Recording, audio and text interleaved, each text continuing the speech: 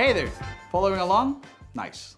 So, we have job stacking, we have freelancing, side hustles, and climbing the ladder. I realize it's a bit of a mouthful, but it's important for you to understand the differences between them. When I say that job stacking is the most realistic and reliable way for a regular employee to increase their income and financial security, I'm not being hyperbolic or trying to be cute with a marketable phrase. Job stacking outcompetes every possible option in reliability, security, and accessibility. Intrigued?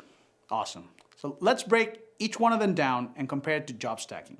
Job stacking is the most similar to freelancing or consulting in the sense that we're removing the fragility of having only one source of income. Freelancing, though, comes with other downsides that are inherent to it and can't be avoided, but that are not a problem for job stacking at all.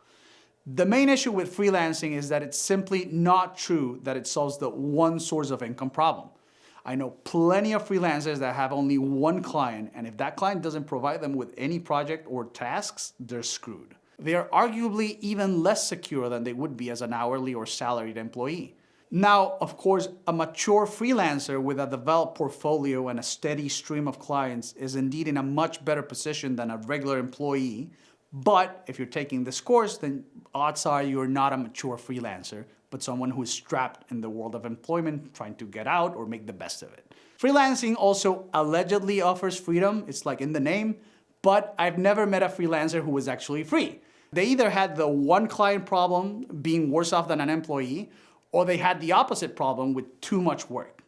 And since they're truly paid for their results, they don't have a lot of free time. It is true that some freelancers can set their own hours, but most are required to be available for specific hours of the day.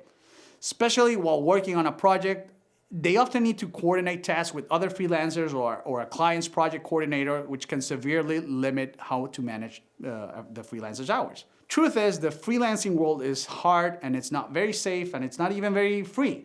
The only clear upside it has over being an employee is that it's more robust in the long term, but only if you keep at it. Job stacking solves the central problem of being a full-time employee, which is having only one source of income, while offering none of the problems that come with freelancing because you have guaranteed income at the end of each month. Make sense? Awesome. So let's move on to side hustles. Popular combination these days is to have one full-time job while also working at some sort of side hustle in your free time. Meaning people launch some sort of e-commerce operation, drop shipping, multi-level marketing, something. You might have even purchased a few courses teaching you the ins and outs of these opportunities. There's absolutely no shame in that. I have also tried having a side hustle before doing job stacking. The biggest issue with having a side hustle is not only that it can lead to burnout since you're working many more than 8 hours a day, but these types of hustles also tend to be very unreliable in terms of money or security for most people. Only a few make any money with them, and they're usually the ones selling the products or the courses, the influencers, if you will, not the regular people who try it. Job stacking isn't a hustle, and it's not some gamble we hope pays off in the future. In some sense, it's boring, but it's reliable, just like having a regular job. And it requires very little risk and without needing you to make big changes because it can effectively double your income or more almost immediately. Job stacking is not a promise of future riches, but is the opportunity for more money now and more money reliably as long as you do it. So now we got to talk about climbing the ladder. You might be wondering why job stacking would be at odds with progressing through a career. The complete answer will become apparent as we progress through the course, but for now, the short answer is that with job stacking, we don't want to increase our responsibilities and visibility at work. We simply want to fly under the radar as much as possible without getting into trouble. And we don't want to go the extra mile. Sometimes you have to do that if you want to climb the corporate ladder. We want to avoid the overachiever time box. And unfortunately, to climb the ladder, you would need that overachiever mentality. Here's a simple and easy way to understand the comparison. First off, what's the point of having a career? Or rather, what is the point of progressing through a career path? There are two possible but not mutually exclusive answers: money and prestige. And so the question remains, should you prioritize having a career or should you prioritize job stacking? If you're progressing through a career only because you want more money, then job stacking provides that immediately without having to wait years of progressing through the corporate ladder. So there's no contest. With job stacking, someone in the middle of their career could be making the same or a lot more money than someone at a higher level. I can tell you that I make a lot more money than any of my bosses, so job stacking wins over a career when it comes to money.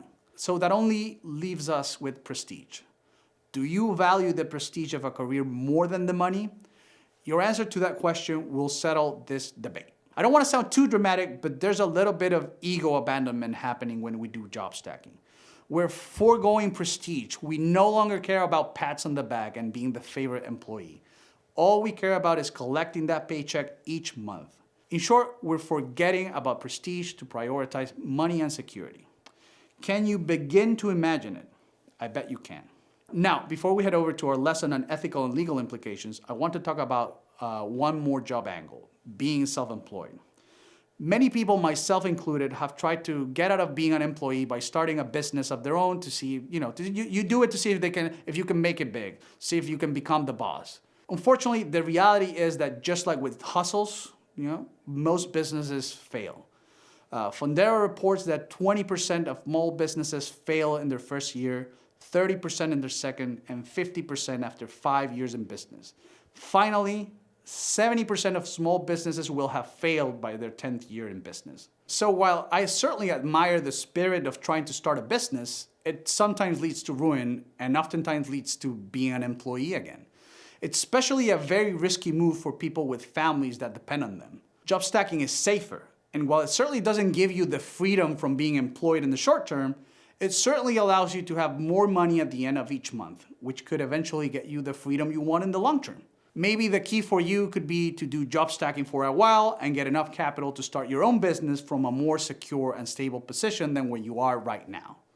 Fabulous. Now join me in our next lesson. See you then.